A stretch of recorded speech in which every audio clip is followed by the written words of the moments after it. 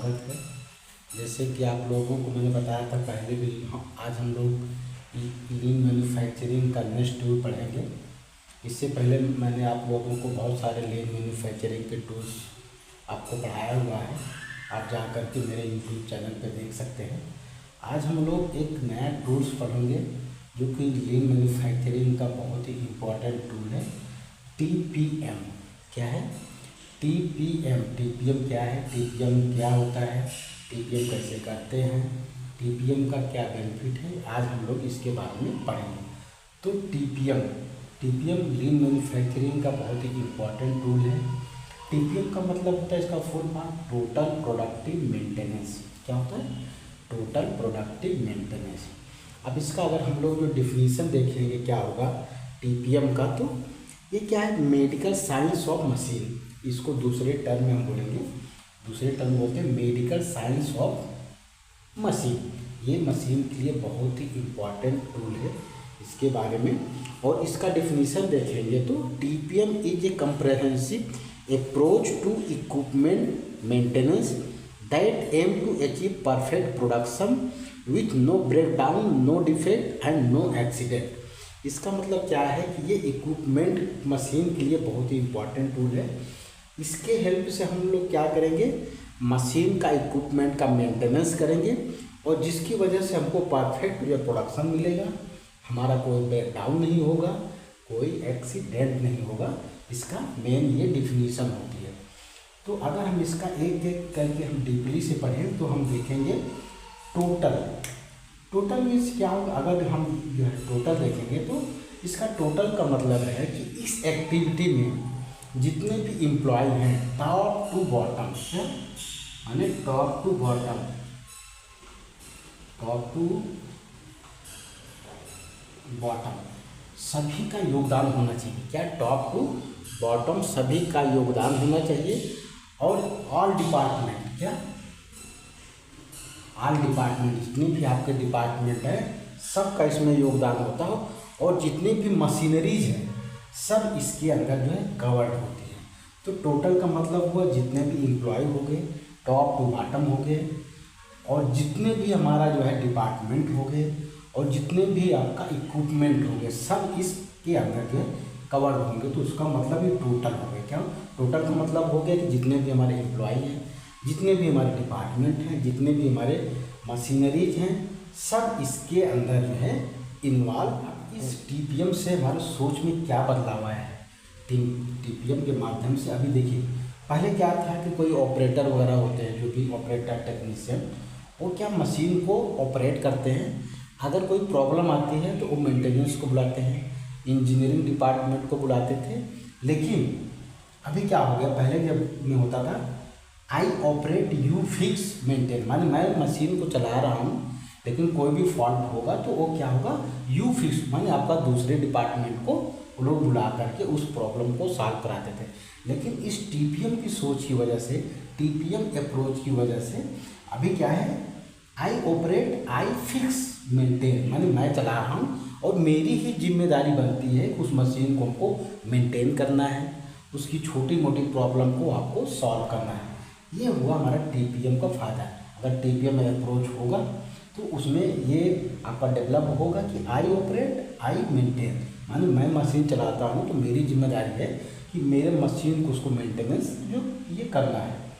और अगर छोटी मोटी प्रॉब्लम है तो ठीक है, अगर कोई बड़ा फॉल्ट आ गया तो आप अपने इंजीनियरिंग डिपार्टमेंट को या अदर मेंटेनेंस को आप वहाँ पे कॉल कर सकते हो। बट आपको छोटी मोटी जो प्रॉब्लम हो, हमारे टेक्नीशियन, हमारे ऑपरेटर को ये इतना ट्रेनिंग होना चाहिए कि वो छोटे मोटे प्रॉब्लम को खुद सॉल्व कर लें।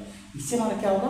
प्रोडक्टिविटी लॉस नहीं होगा। हमारा वेटिंग, जो हम वेटिंग का वेस्टेज होगा, वो हमारा वेटिंग का आपका वेस्टेज नहीं होगा। जैसे देखिए, हम लोग जो क्या है, हम लोग साइकिल चलाते हैं देखो, या मोटर बाइक चलाते हैं, तो छोटे मोटे जो आपका फॉल्ट होता है हम उसको खुद उसको ठीक कर लेते हैं। जब बड़ा कोई फॉल्ट होता है तभी हम उसको मैकेनिक के पास ले जाते हैं। तो ये TPM की वजह से ये हमारे सोच में ये बदलाव आया है। ठीक है, अब हम इसके बाद देखेंगे कि TPM के ऑब्जेक्टिव क्या है। तो TPM को ऑब्जेक्टिव मैंने छोटा सा एक फार्मूला बना दिया है, बेड, क्या बेड, जीरो बेड। टीपीएम का ऑब्जेक्टिव क्या है, आपको मैंने छोटा सा फार्मूला बताया, जीरो बेड। बेड का मतलब क्या होता है कि पहला फायदा ये हमारा जो है टीपीएम का ऑब्जेक्टिव है कि जीरो ब्रेक डाउन। अगर हम अपने मशीन को प्रिवेंटिव मेंटेनेंस करेंगे तो हमारा मशीन क्या है, जीरो ब्रेक डाउन में जाएगा, क्योंकि अब प्रॉब्लम आने से पहले ही हम उसको क्या आगे प्रिवेंटिव मेंटेनेंस करेंगे, उसकी देखभाल करेंगे।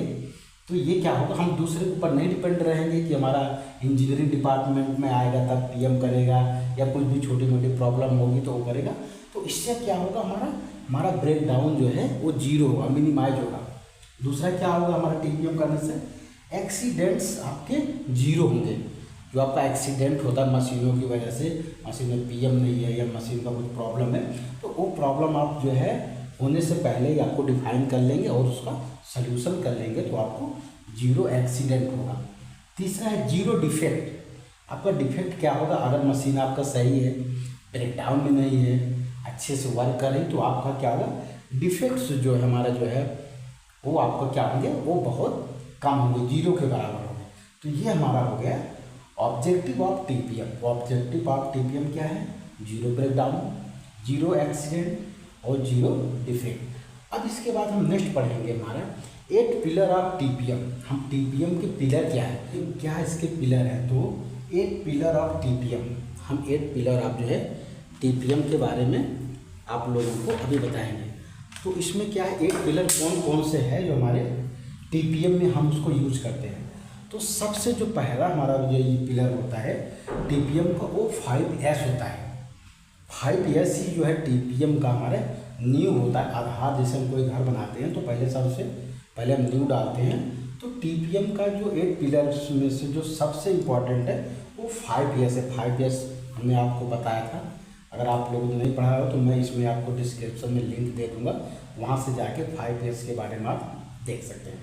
तो हम चलेंगे क्या है, टीपीएम का जो है पहला जो बेस है वो 5S। अगर आपको कहीं पे टीपीएम एक्टिविटी लागू करना है तो इससे पहले आपको 5S करना पड़ेगा। क्या करना पड़ेगा, 5S। तो टीपीएम का जो पहला हमारा पिलर है वो ऑटोनोमस मेंटेनेंस। क्या है, ऑटोनोमस हमारा ये मेंटेनेंस है। इसका मतलब क्या है, इसका मतलब है कि आपको सेल्फ ही मेंटेनेंस पे ध्यान देना होगा।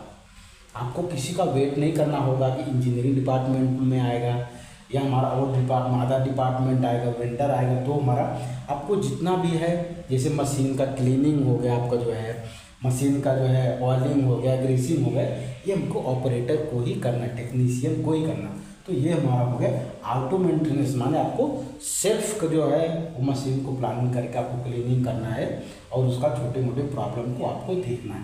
तो ये हुआ पहला पिलर, ऑटो मेंटेनेंस। दूसरा फोकस इम्प्रूवमेंट। अभी आप काम कर रहे हैं, चूँकि आप इस जो हमारा ऑपरेटर हो गया, टेक्नीशियन हो गया, वो उस मशीन पे काम कर रहा है, तो उसको ही उस मशीन के बारे में ज़्यादा जानकारी है, क्या प्रॉब्लम है, वही उसको ऑपरेट कर रहा है, चला रहा है। तो उसको क्या है, वो हर समय जो है इम्प्रूवमेंट पे ही पर भी ध्यान देना चाहिए। यानी जो प्रोडक्शन के साथ में मशीन तो आप चला ही रहे हो, मशीन चलाने के साथ साथ प्रोडक्शन के साथ साथ आपको इम्प्रूवमेंट के बारे में भी सोचना होगा कि हम कहाँ पे इम्प्रूवमेंट करते हैं तो हमारी एक्टिविटी और अच्छी हो जाए, हमारा प्रोडक्शन अच्छा हो जाए, हमारा वेस्टेज जो है कम हो जाए। तो दूसरा पिलर है हमारा जो है इम्प्रूवमेंट। ये भी टेक्नीशियन ऑपरेटर को हर समय अपने ध्यान में रख करके ही काम करना होगा।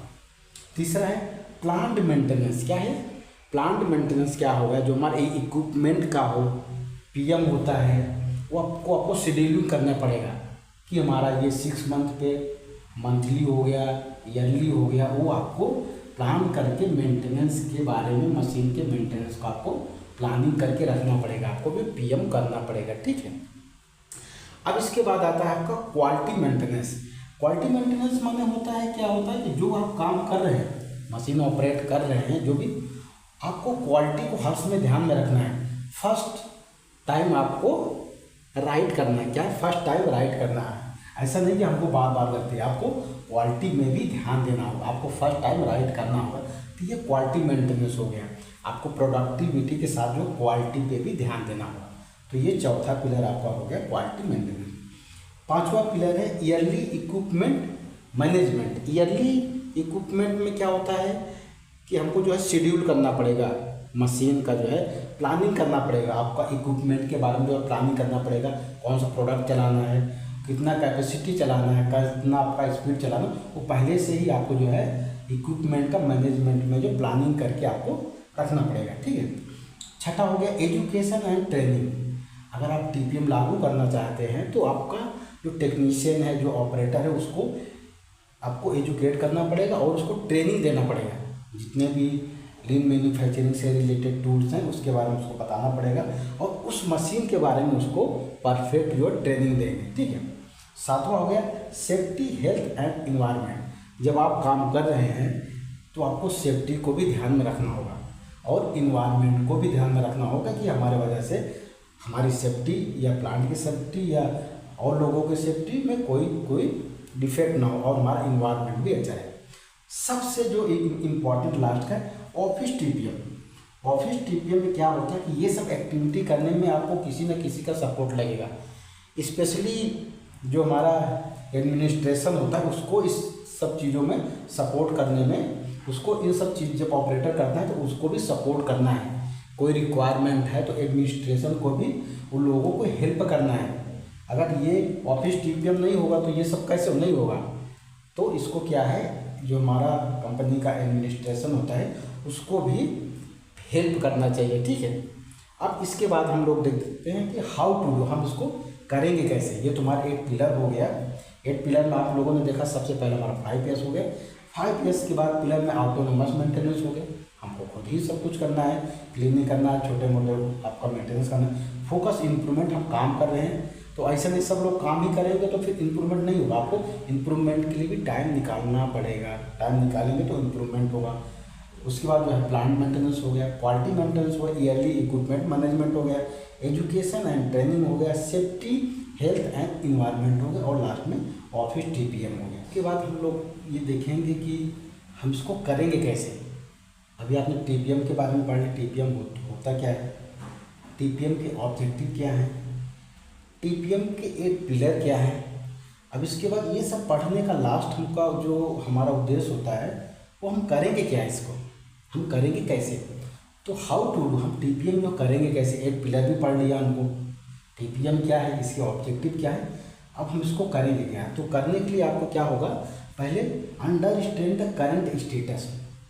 माने आपको जो किसी एरिया में जाना है उसका करंट स्टेटस क्या है। जब तक आपको करंट स्टेटस नहीं पता है आप उसमें इम्प्रूवमेंट नहीं कर पाएंगे। आपको उस एरिया में उस मशीन का करंट स्टेटस मालूम होना चाहिए। तो हम पहले क्या करेंगे, उस मशीन का करंट स्टेटस जानेंगे कि वो कैसे है, उसका पीएम क्या हुआ है, कौन सा प्रॉब्लम है, कब का मेक है, मान उस मशीन के बारे में सारा हम डिटेल को मालूम करना पड़ेगा। उसके बाद क्या करना पड़ेगा, आइडेंटिफाई एरिया एंड मशीन। इसके बाद हम क्या करेंगे, जब हमको करंट स्टेटस पता चल जाएगा तो हम एक एरिया में जा करके एक एरिया को चुनेंगे जहाँ पर हमारा मैक्सिमम जो प्रोडक्शन होता है उसको हम एक मशीन को पहले चुनेंगे। एक अपना एरिया में जा करके एक मशीन को चुनेंगे कि भाई इस मशीन पे हमको टीपीएम करना है। मशीन को चुन लिया, एरिया और मशीन को चुन लिया, जो है उसका करंट स्टेटस भी हमने पता कर लिया कि ये मशीन किस स्टेटस में है। ठीक है। अब उसके बाद हम एक टीम जो बनाएंगे, एक टीम बनाएंगे। टीम में क्या होगा, जैसे उस डिपार्टमेंट का, उस मशीन का ऑपरेटर हो गया, इंजीनियरिंग हो गया और उसका सुपरवाइजर हो गया और उसका मैनेजर हो गया। ये सब टीम क्यों बनाएंगे कि सबको पता चलना चाहिए, सब अपना अपना आइडिया वो देगा इस जो है टीपीएम करने में, इम्प्रूवमेंट करने में। तो हम एक टीम बनाएंगे उसी मशीन से रिलेटेड, ऑपरेटर, टेक्नीशियन, सुपरवाइजर और इंजीनियरिंग डिपार्टमेंट। अब उसके बाद टीम बनेगा। टीम करने के बाद वो जा कर के जो हमने आपको 8 पिलर बनाया वो सब उस पर जाके अप्लाई करेगा। अप्लाई करने के बाद इम्प्रूव एक्टिविटी को इम्प्रूव करेगा। कहीं पर ब्रेकडाउन पहले होता था, क्यों होता था, कब होता था, कैसे होता था, वो सब पहले जा करके उस एक्टिविटी को जो है वहाँ से निकालेगा, एलिमिनेट करेगा और क्या करे, इम्प्रूव एक्टिविटी को इम्प्रूव करेगा। अभी एक मशीन तो हो गया ना। अब इसके बाद all machine of the plant, machine जितने भी आपका प्लांट में मशीन है एक एक करके सब पे उस पर टीपीएम करना है। टीपीएम करने का मतलब आपको आइडेंटिफाई एरिया मशीन करना है, उस मशीन का करंट स्टेटस जानना है, क्या करना है। फिर उसमें क्या है, एक आपको टीम बनाना है। टीम बना करके जो आपका एक पिलर ऑफ टीपीएम वो अप्लाई करके उसमें इम्प्रूवमेंट करना है आपको। क्या करना है?